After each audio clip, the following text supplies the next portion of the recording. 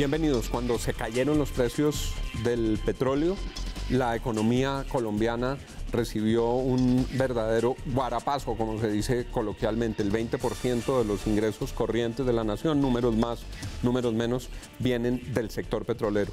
La salud de la economía colombiana está directamente asociada con la salud de nuestro sistema petrolero. El exministro Francisco José Lloreda es el presidente de la Asociación Colombiana de Petróleos. Me da mucho gusto saludarlo al comienzo de este año que será crucial para el sector petrolero. Doctor Lloreda, bienvenido. Juan, muchas gracias por esta invitación y un saludo a todos los televidentes. Empiezo por un tema del día de hoy, de la coyuntura de hoy. El enredo de Venezuela con el gobierno ilegítimo de Maduro, el aislamiento internacional, todo lo que está sucediendo alrededor de la economía venezolana, que es una economía que ha sobreaguado en otras épocas por cuenta de tener las reservas inmensas en el subsuelo venezolano. Juan, Venezuela es un desastre y es un ejemplo de lo que no debe pasarle a un país, entre ellos a Colombia.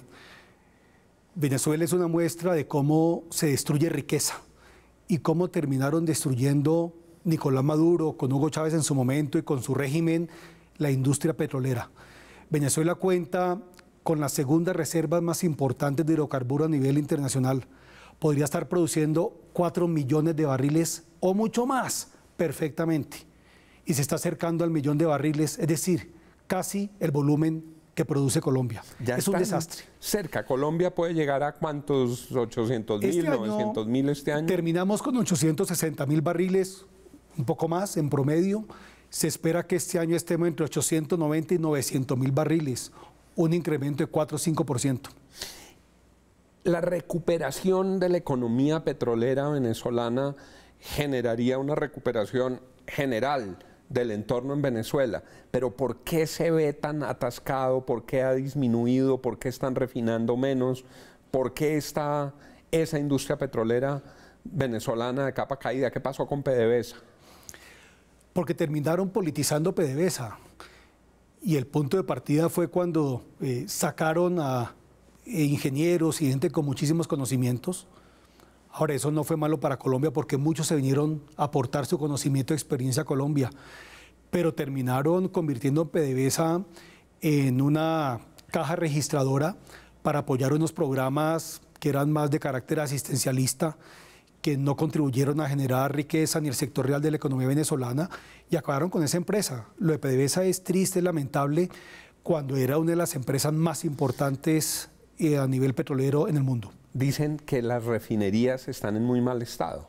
Así es, que han pasado años en los cuales las inversiones a lo largo de toda la cadena de la industria pues han sido inversiones precarias, y esto, Juan, para no hablar que pues buena parte de ese petróleo venezolano pues no es venezolano, es de los chinos. Los chinos está comprometido. ¿Compraron los futuros de petróleo venezolano? Buena parte de los futuros es de los chinos hoy día. ¿Ese petróleo es chino?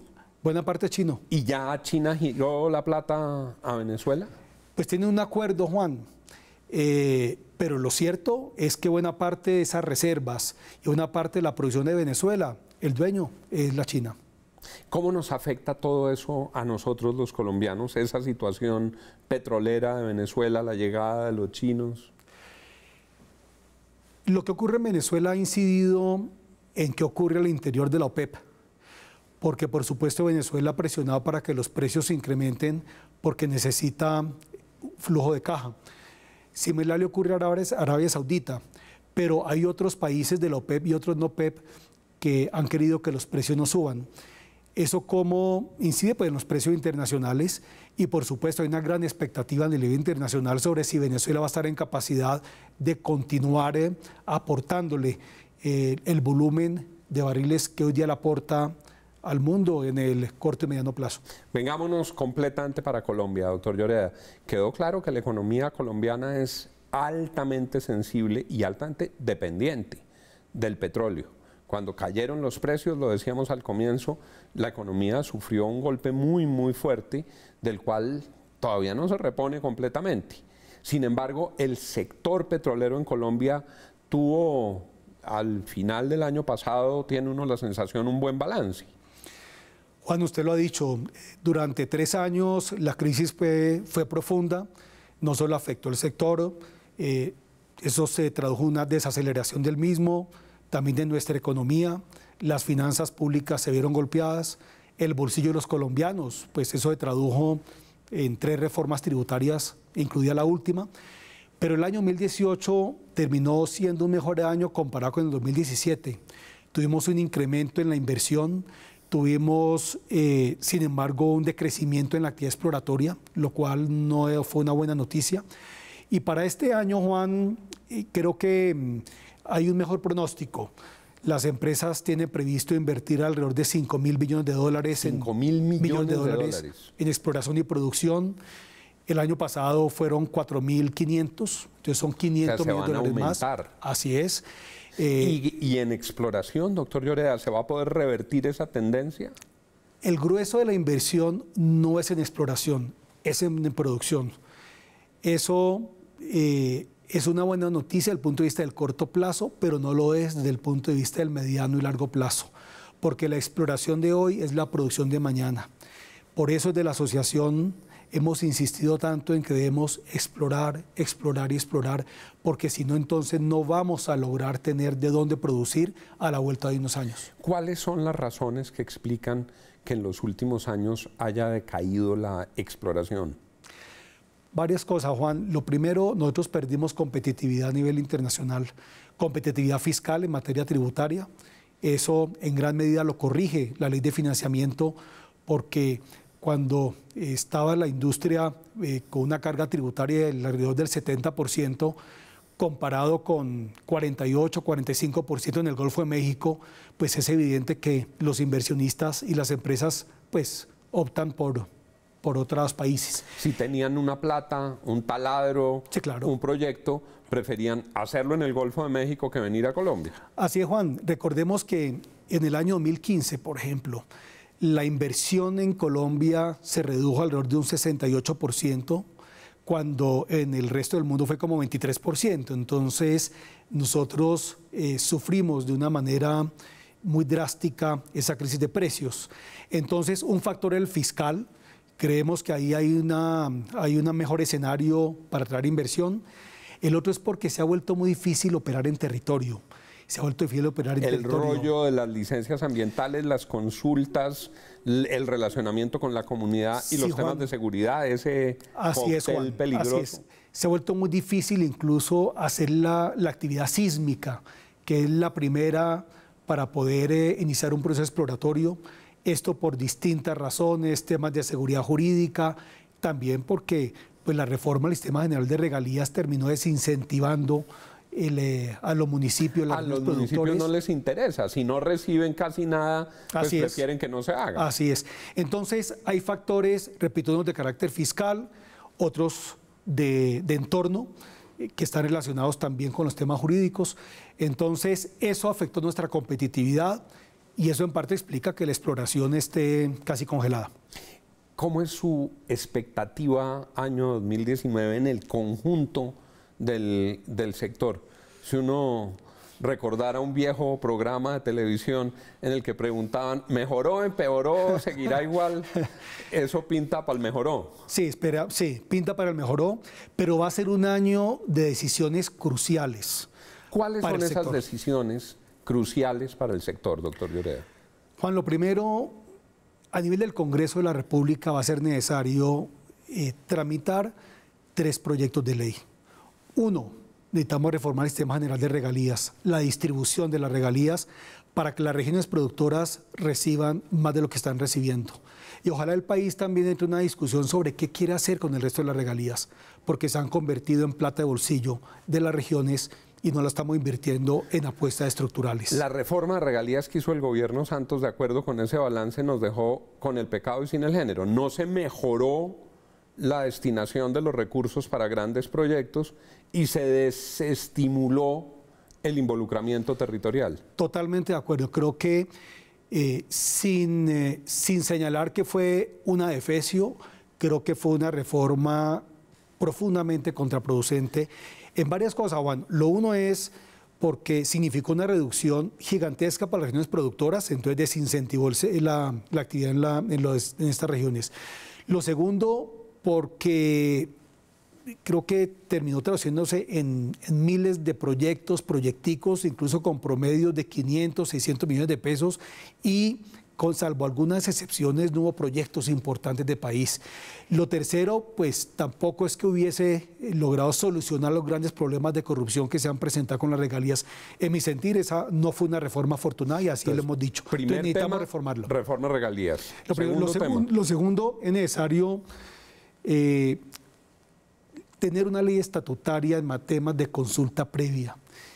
Distintos gremios, llevamos más de 5 años trabajando con el gobierno anterior, ojalá con el actual lo logremos, para presentar al Congreso un proyecto de ley estatutaria que organice la consulta previa que hoy día está manga por hombro. Para nuestros televidentes, dice la ley que tiene que haber consulta previa cuando en un territorio donde se pretenda adelantar alguna actividad exploratoria estén asentadas o reclamen haber estado asentadas comunidades indígenas, comunidades afrocolombianas.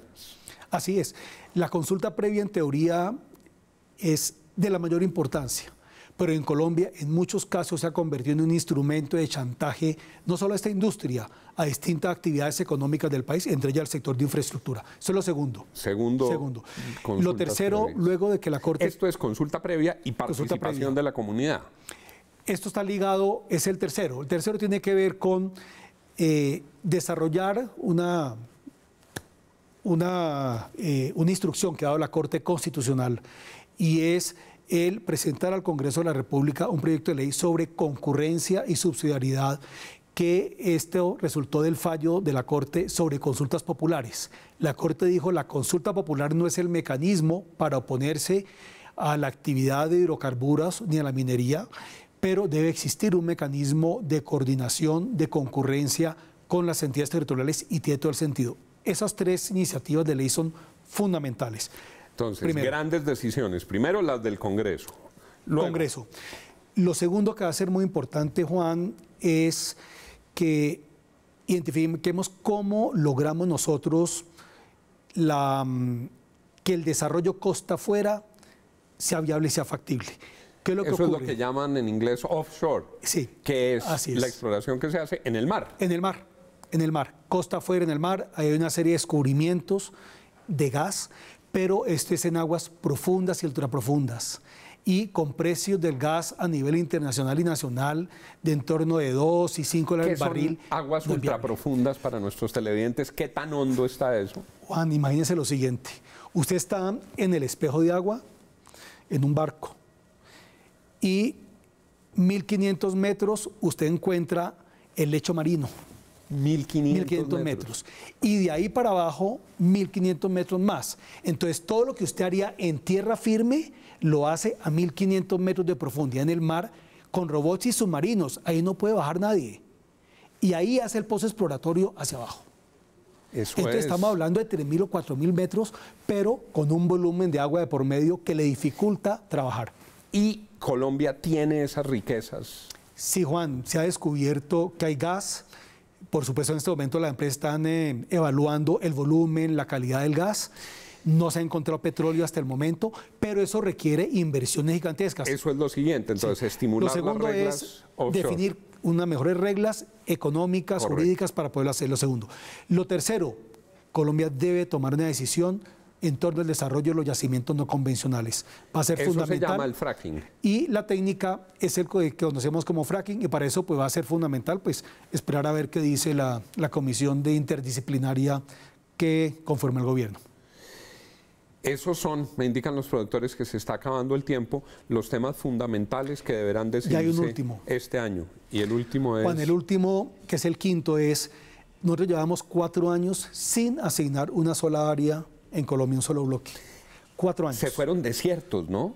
Abrieron los bloques y nadie mostró interés. El último proceso no hubo interés realmente. No hubo interés porque las condiciones eran adecuadas. Eso es que el gobierno dice: necesitamos asignar a quienes áreas, les interesan estas áreas, las pone a disposición y nadie dice: a mí me interesa. Entonces, la NH y el gobierno están trabajando con el liderazgo de la ministra, el presidente de la NH, para arrancar un proceso competitivo permanente que nos permita salir a ofrecer áreas al mundo entero. ¿Qué va a pasar con los precios del petróleo? ¿Al final se van a mantener por 50, 60? ¿Qué pronóstico tienen? Es tan difícil saber, Juan. Fijémonos que el año pasado llegamos a $86 el barril del Brent, la referencia Brent, y en 2 semanas se descolgó, 3 semanas, $30.